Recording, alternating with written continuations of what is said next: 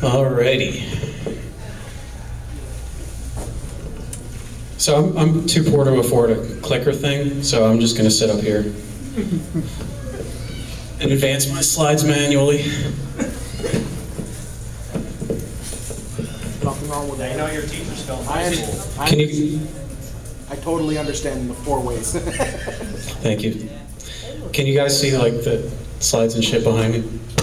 All right, are you staying? The slides aren't switching forward, or? No, I'm good. Oh, you're okay now? Yeah, unless you're. Do you have one of those USB clicker things? No. Okay, that's good. You got it worked out with the laptop, though? I'm good. Okay. All right, let's get started. First of all, I want to say thank you guys for coming to my panel. My name is Matt Chickley. So I know that there's a lot going on right now. There's a lot of other things you could be doing, so I really appreciate you coming to the panel. This is Retro Console Gaming in RGB. Can you hear me okay in the back? Yeah. Thank you. A little bit about myself before we get started. I'm a systems administrator by trade, IT guy. I'm the organizer and founder of Philly Area Retrogamers. We're on meetup.com. We're a social club for people who do this kind of thing, retro games and the like. I live and work in the Philly burbs, and my group typically meets in the Philly burbs as well. I've been playing video games since about 1987. My first console was the Atari 2600 Junior, and I've been in the retro gaming hobby since about 2005. Here's some of the topics we're going to be going over today.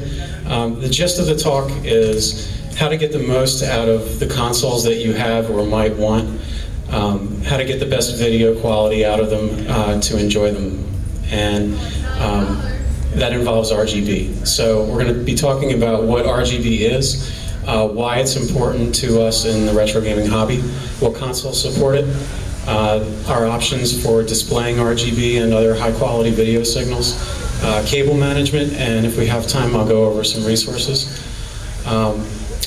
This talk is approximately a full hour, and so I'm going to ask you if you'll hold your questions until the end, and if we have time we'll get to them.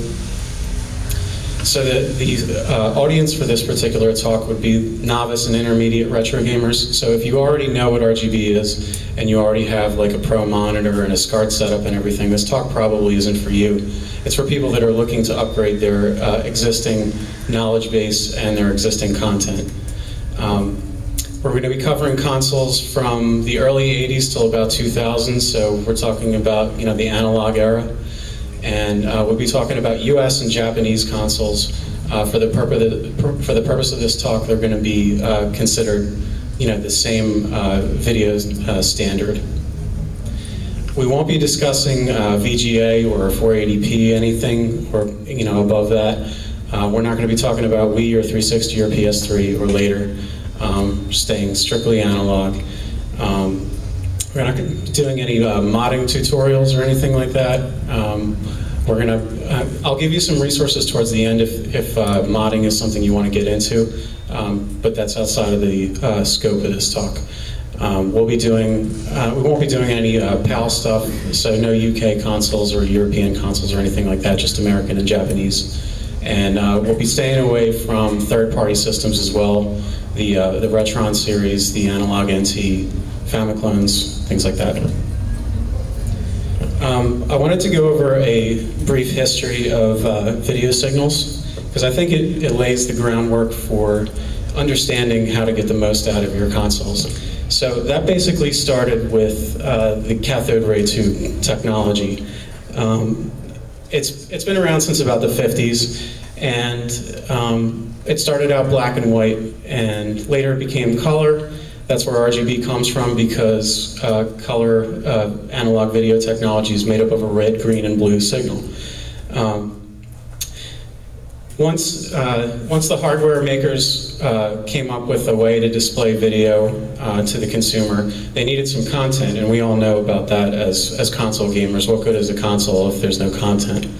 So they got together, and the content makers got together with the hardware makers and came up with a standard called NTSC. They needed a standard because RGB was proved too costly to transmit over the air and to receive. And so this particular standard set up screen size, color, and frame rate, and audio, and all the things that you associate with a television signal or a video signal.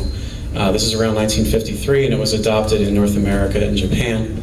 The NTSC signal is approximately 480 interlaced or 240 non-interlaced lines. I'll talk about interlacing in a second, at 60 frames a second. And for backward compatibility with black and white televisions, NTSC uses a Luma and Chroma encoding system. And we'll talk about this once we get to S-video.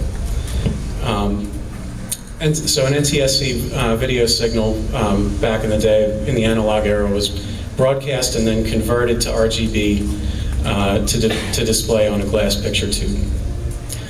A little bit about interlacing, and I'll show some examples of this in the next slide.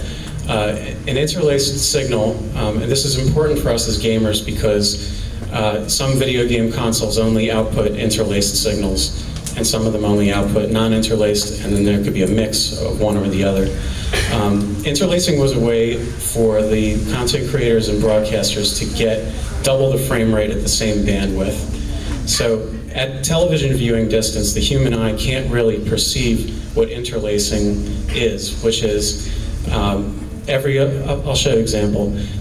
So the image on the left, this picture was taken in between interlaced video frames. So we can see that on the left side of the face, we have the odd lines of data, the odd video lines, and on the right side, we have the even ones. And this is what's occurring. This is just a snapshot of what's occurring. And the point of doing this is so that we can get a nice high quality image at low bandwidth. And a more macro example of what's going on there is on the right.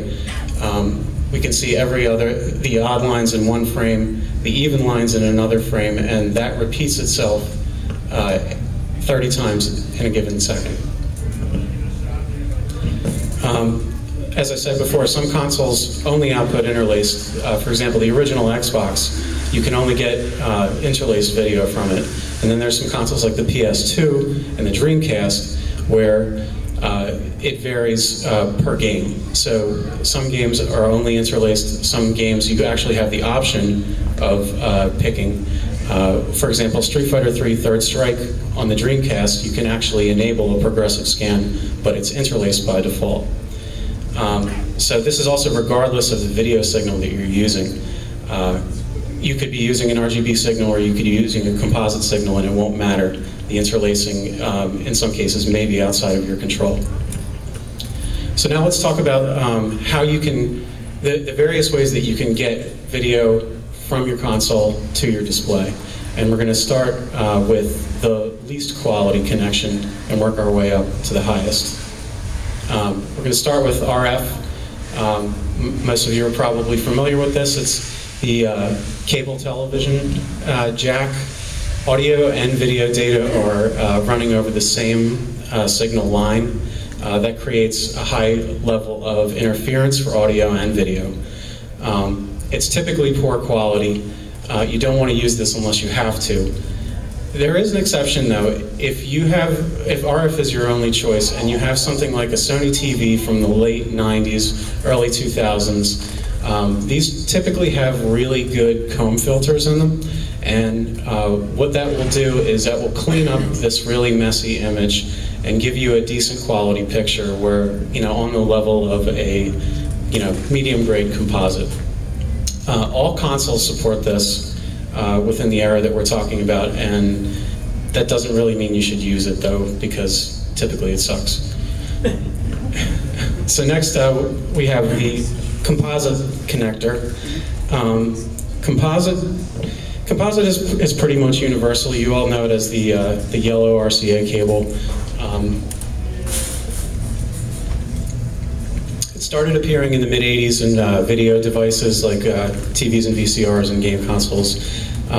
Video is transmitted both Luma and Chroma over one signal line with no audio. So Luma is the brightness data that's associated with the video signal, and the Chroma is the color side. So it's typically mediocre quality, and again, it's pretty poor.